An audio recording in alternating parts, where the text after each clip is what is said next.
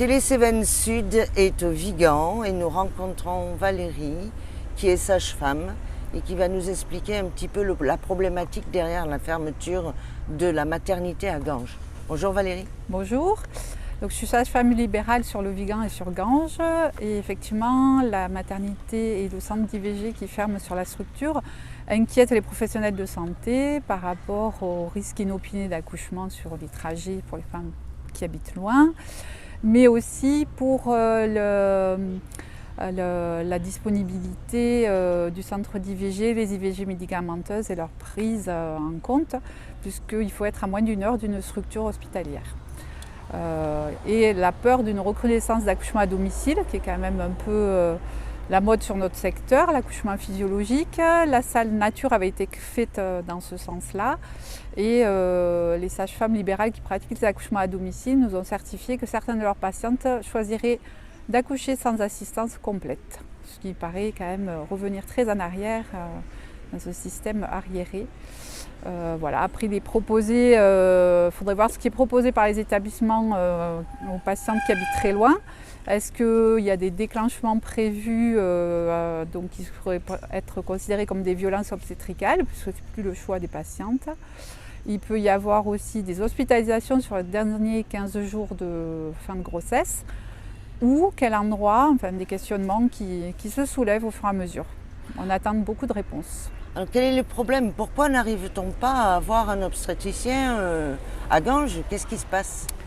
La maternité est une petite structure, donc au niveau rentabilité, on va dire que c'est pas forcément intéressant sur un gynécologue qui vient de s'installer.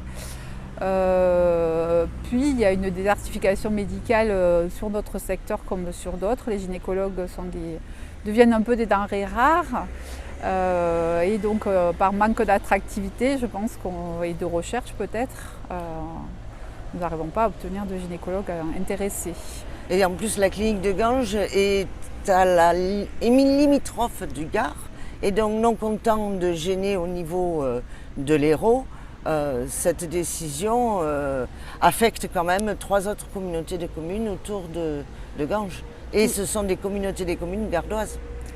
Tout à fait, ça affecte tout notre secteur, qui est effectivement Gard-Hérault, puisque nous on a des patients qui viennent aussi de l'Espérou, de Dourbis, de Camprieux, de Campestre, d'Arigas, voilà, donc c'est pas que l'Hérault.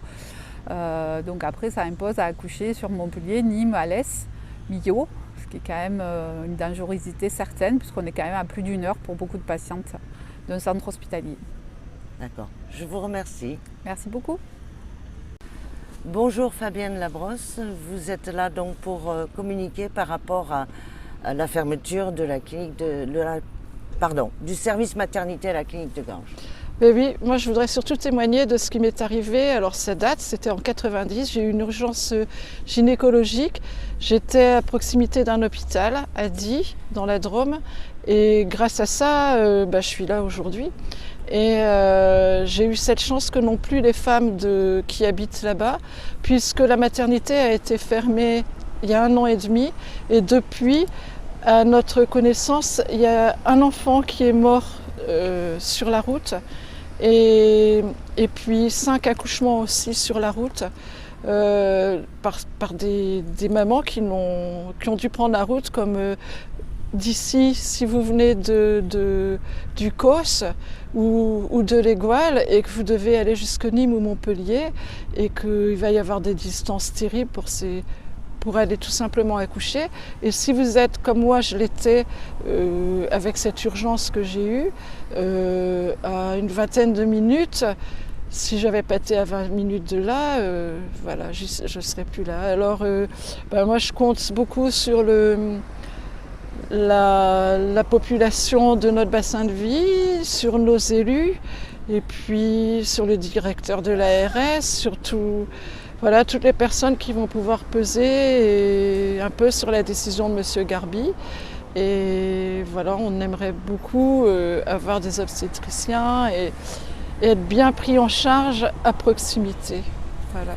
Et donc que se passe-t-il demain?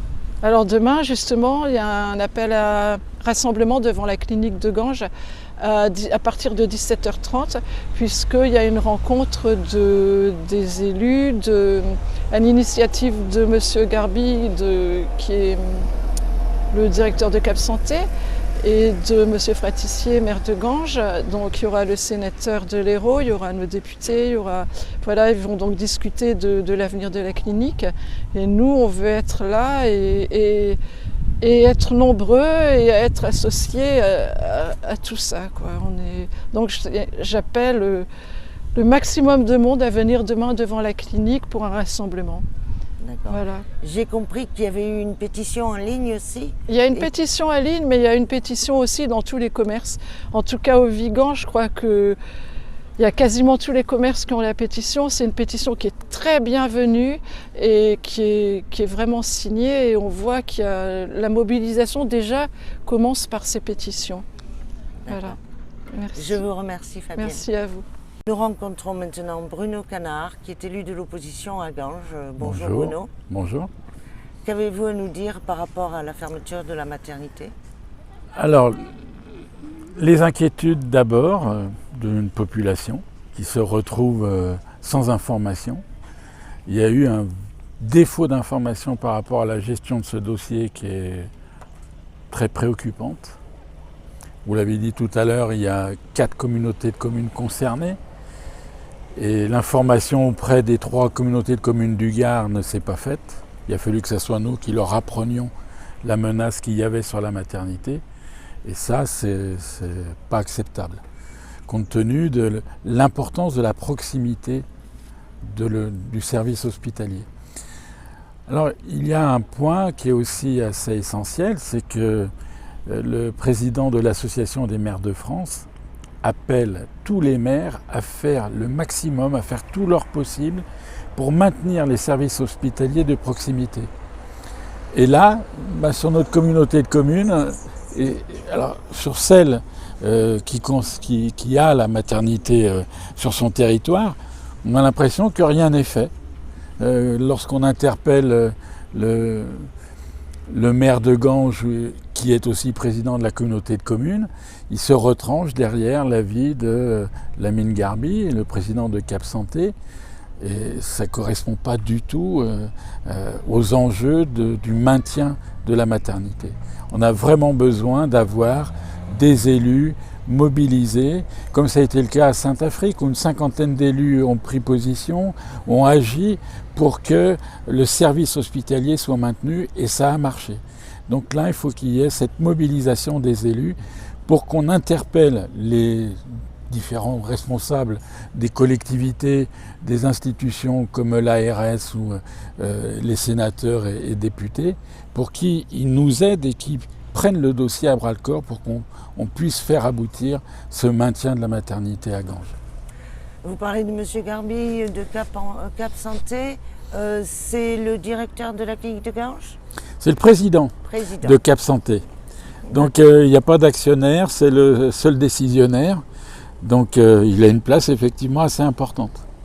Alors par rapport à sa position, le partenariat public-privé va être très important.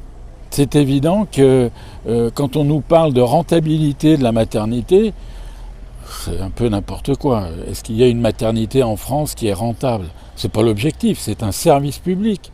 Et on doit permettre aux femmes à accoucher comme elles le souhaitent, dans les meilleures conditions, à proximité d'un centre où il y aura des urgences, la possibilité de faire de la chirurgie, et pas de faire des kilomètres pour pouvoir accoucher et être inquiète tout le temps de l'accouchement. Inquiet parce que les pères de famille sont aussi concernés. Donc ce partenariat que peut mettre en place l'Agence régionale de santé, aidée par les politiques, va être essentiel pour qu'au moins on puisse continuer jusqu'à trouver des gynécologues qui viennent s'installer sur le territoire et constituer une nouvelle équipe de gynécologues obstétriciens et chirurgiens, et que la maternité perdure.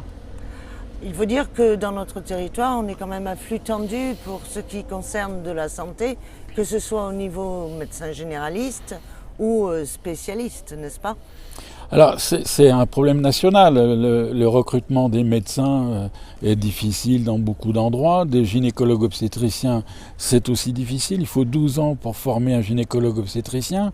Donc la baisse de leur nombre est toujours inquiétante.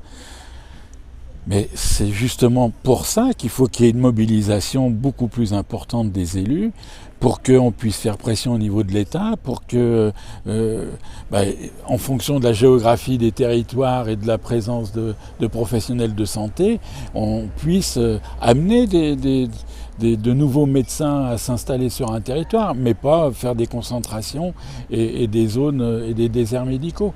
Donc il y a quand même un système à repenser un peu en profondeur, mais il faut que tout le monde s'y mette. À votre avis, que faudrait-il faire pour rendre la clinique de Ganges ou notre territoire plus attractif pour les professionnels de santé? Alors la piste, c'est le salariat, parce que le salariat qui permettrait à des gynécologues qui, lorsqu'ils font une garde dans une maternité qui a un peu moins de 300 accouchements par an, risque de ne pas faire beaucoup d'accouchements.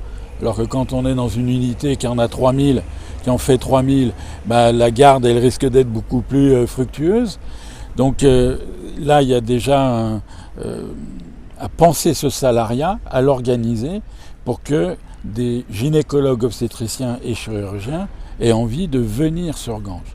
Puis quand on est salarié, c'est l'établissement qui paye l'assurance des gynécologues obstétriciens, c'est 25 000 € par an. Quand ils sont en libéral, c'est eux qui la payent. Ça veut dire qu'on a déjà 2 000 € par mois qui partent pour payer l'assurance et leur permettre d'exercer. Alors, la solution des sages-femmes qui feraient plus d'accouchements, c'est pas non plus une solution parce qu'il va falloir qu'elles s'assurent de la même façon. Et est-ce que c'est impensable? Donc le salariat, c'est une piste. Il peut y en avoir d'autres. Ce partenariat public-privé peut aider. Mais c'est quand même la solution la plus logique. Est-ce que la présence peut-être d'une maison de la gynécologie, une maison de santé, naissance, il y aurait plusieurs personnes qui peut-être fédéreraient des sages-femmes, des infirmières et des obstétriciens, serait envisageable avec peut-être des aides locales pour ces personnes? On change l'appellation, mais le problème va rester exactement le même, c'est qu'il va falloir des gynécologues, obstétriciens. Ouais. Donc un centre périnatal de proximité, on n'y fait pas d'accouchement.